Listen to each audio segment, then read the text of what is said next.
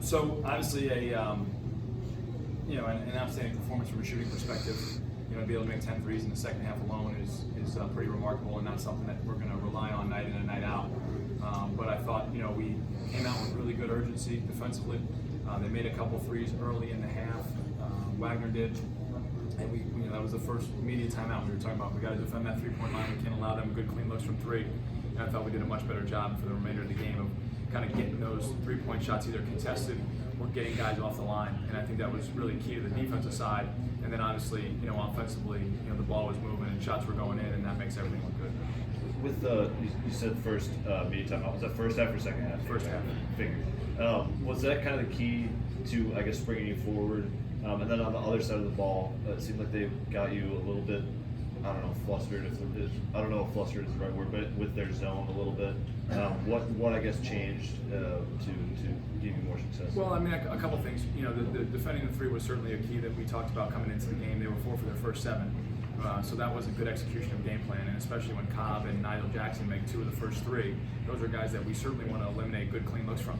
And both of them were really miscommunications that allowed those guys to get open shots. So that was something we really addressed in that timeout. We knew we were going to see some zone when they initially went to it. I thought we settled the first couple of times for contested jump shots, which is what they want you to do. And then we were able to get the ball into the paint. We were able to drive the zone, whether it was a drop off to Giannis, a drop off to Bain, guys getting to the rim a little bit more. And then all of a sudden the zone started to collapse. Josh came back in the game. He made a couple threes. Now that gave us life.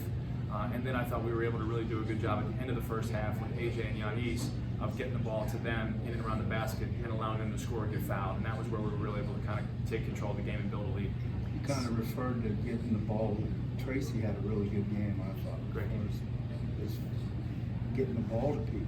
Yeah, and that's a big part of it, And I think, Dante's a guy who last year he was completely pass first, right? And all summer long, him and John Williams, we were yelling at him every day at the end of workouts, the end of practices. If we had live drills, we kept asking him, how many shots did you take today? How many shots did you take today? Because at the end of last year, people stopped guarding them as shooters because they knew they were just looking to pass. And so even as we went through all fall, we constantly were talking about those guys continuing to be aggressive as shooters, then that would open up some of the passing. Our first inter-squad scrimmage, I texted Dante immediately after, I said, how many shots today? He said, not enough, right? And so now he's starting to understand that if people have to respect you and close out to you as a shooter or a guy who might score, now your drop-offs, your extra passes become available. And that's really how you have to play as a guard in college basketball today. If you can't shoot or score, people are going to be real good and real quick at figuring that out and taking away those passes and those assist opportunities. How important was Josh's selflessness? He shoots 7 for 10 from 3, but it seemed like he could have maybe shot 15, 20 times, and he wants other people to get involved and stuff like that. Yeah, I think we're trying to talk about making sure we're getting great shots every time, and there's been times this year that Josh has passed stuff up, and we've got on him. It's like, this is as open as you're going to get, and you better be ready to shoot it. And I think he's taken that message to heart. He's put a lot of work in. He's spent a lot of extra time in the gym getting extra shots. And he knows that if he starts to make them, that's going to open up things for others. And they're still going to look for him as well. And I think when he sets the tone in that way, it just makes it easier for everyone else to kind of follow along. You guys had 31 bench points tonight. How important is your depth, even when you fall behind like that and you're playing 10 guys early on in the game? Yeah, I think it's something that hopefully as the year goes on will pay dividends. You look at some of the minutes that certain guys are playing across the league, and those things can wear on you. You're playing 36, 38 minutes every night. How well are you going to be able to defend when you really need to late in the game on a Saturday?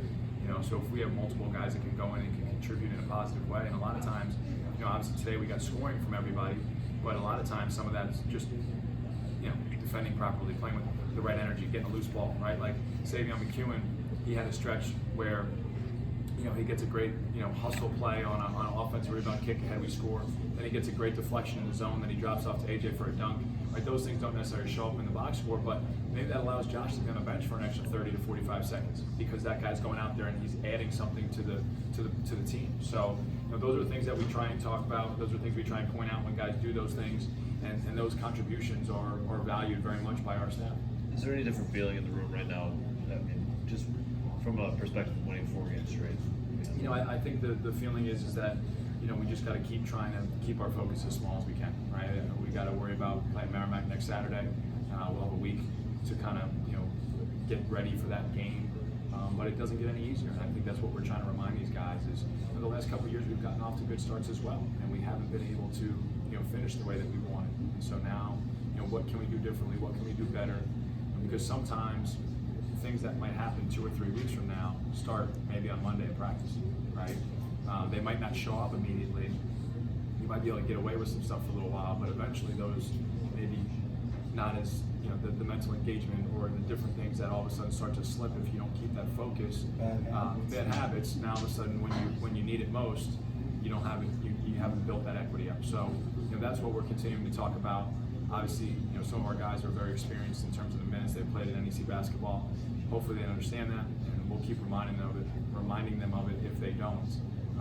And hopefully that can kind of keep us on the right path. You might have referenced it a little bit there, but I was going to ask how you would describe, I guess, Josh's leadership style, being a fifth-year senior, being kind of an older guy.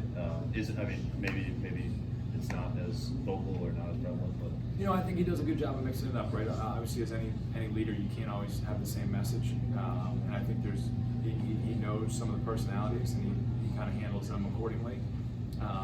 But I think when he's engaged and doing the right stuff and providing some energy to our guys, it certainly gives them some confidence. And I think when Thursday night he came out, he made 2 threes early. Everyone kind of exhales and goes, okay, we're good to go.